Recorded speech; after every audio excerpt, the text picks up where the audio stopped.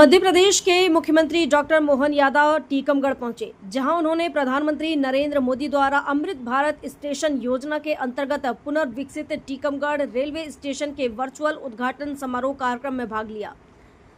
प्रधानमंत्री नरेंद्र मोदी ने आज टीकमगढ़ रेलवे स्टेशन सहित देश भर के 75 रेलवे स्टेशनों का वर्चुअली उद्घाटन किया। टीकमगढ़ रेलवे स्टेशन की स्थापना 2013 में हुई थी। अब यहां 16 करोड़ 77 लाख की लागत से टीकमगढ़ रेलवे स्टेशन का पुनर्विकास किया जा रहा है। यह रेलवे स्टेशन अब पारंपरिक हस्तशिल्प व्यापारिक केंद्र के रूप में प्रसिद्ध होगा, जिसे यात्रियों की सुविधाओं के लिए सुसज्जित किया जा रहा है। टीकमगढ़ रेलवे स्टेशन अब आकर्षक व यात्री सुविधाओं से लैस होगा। इसके साथ ही मुख्यमंत्री ने टीकमगढ़ जिले को 189 करोड़ के विकास कार्यों की सौगात दी है, जिसका सीएम ने भूमि पूजन और लोकार्पण किया। टीकमगढ़ रेलवे स्टेशन पर जनसभा को संबोधित करते हुए मुख्यमंत्री डॉक्टर मोहन यादव ने पूर्व मुख्यमंत्री उमा भारती की शान में कसीदे पढ़ते हुए कहा कि टीकमगढ़ की पहचान उमा भारती से है। वहीं उन्होंने कहा कि बुंदेलखंड की केन बेतवा लिंक परियोजना उमा भारती की देन है। इस परियोजना के चालू होते ही बुंदेलखंड में रोजगार के न केवल अवसर उपलब्ध होंगे, बल्कि बुंदेलखंड से पलायन भी रुक जाएगा। वहीं उन्होंने अपनी पार्टी के सिद्धांत एक देश एक कानून की बात करते हुए कहा कि मध्य प्रदेश में इसी मानसून सत्र में बिल पास कराकर हम यूसीसी लागू कर देंगे। कार्यक्रम में बड़ी तादाद में स्कूली बच्चों को अलग अलग स्कूलों से बुलाया गया था। बच्चों को स्कूलों से 1 बजे ही बुला लिया गया था, जबकि मुख्यमंत्री कार्यक्रम में 4 बजे के बाद पहुंचे। ऐसे में ये छोटे छोटे बच्चे उमस भरी गर्मी में हाल बेहाल होते रहे। इसके उलट जहां अधिकारियों और वीआईपी मेहमानों की बैठने की व्यवस्था की गई थी, वहां पानी की बौछार करने वाले पंखे लगाए गए थे। यह टीकमगढ़ जिला प्रशासन की लापरवाही की तस्वीर सामने आई है। लेकिन बुंदेलखंड से पलायन होता था। बुंदेलखंड से गरीबी और कई प्रकार की कठिनाइयों के कारण से लोगों का जीवन गुजर बसर करने में तकलीफ डाली। ऐसे में हमारे यहाँ से केन बेतवा नदी जोड़ो अभियान, विश्व का पहला नदी जोड़ो अभियान उमा जी ने सपना देखा था अटल बिहारी वाजपेयी जी के समय, लेकिन कांग्रेस उन्होंने अड़ंगे लगाए। जोरदार अभिनंदन करो उमा जी के लिए। साजी उमा भारती, टीकमगढ़ और उमा भारती की पहचान इससे छिपी हुई है।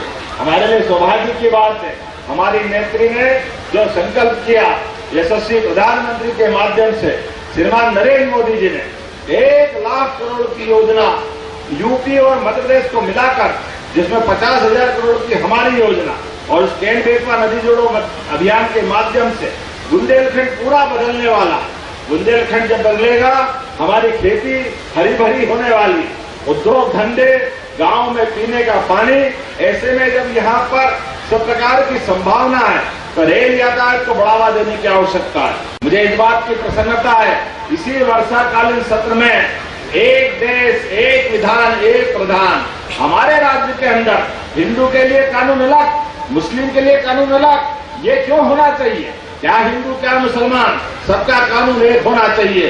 इसलिए अगर राम एक शादी करता है तो रहीम को भी एक ही शादी करना चाहिए। मुस्लिम बहनों की जिंदगी क्यों खतरे में डलना चाहिए? हमने निर्णय किया वर्षाकालीन सत्र के पहले 10 लाख लोगों से सुझाव लिए। एक और बात महत्व की, यूसीसी में कुछ कट्टरवादियों को छोड़ दे तो 76% से ज्यादा बहनें, मुस्लिम बहनों ने कहा कि हाँ, हमारे लिए एक कानून होना चाहिए, उसमें हिंदू मुसलमान का भेदभाव नहीं होना चाहिए। इस दिशा में हमारी सरकार ने आगे बढ़ने के लिए इसी विधानसभा सत्र में ये कानून बनेगा। कोई अलग अलग नहीं रहेगा, सारे लोग एक कानून के अंतर्गत अपने जीवन की सारी गतिविधि चलाएंगे। कांग्रेस के शासनकाल में बैठने के लिए स्कूल में टाटपट्टी नहीं होती थी, खेलने के लिए मैदान नहीं होता, चारों तरफ स्कूल तो क्या था, कोई पेड़ के नीचे, कोई झोपड़ी में, कोई एक शिक्षक आए या ना आए, कोई देखने वाला नहीं। अब हमारे सांदीपनी विद्यालय, एक विद्यालय 33 करोड़ 50 करोड़ क्या विद्यालय बन रहा है। जोरदार ताली बजा के अभिनंदन करें। वर्तमान के दौर में सभी प्रकार की व्यवस्था को जुटाते हुए धीरे धीरे चारों तरफ विकास के नए पैमाने तय करती जा रही है। टीकमगढ़ से मनोज सिंह की रिपोर्ट।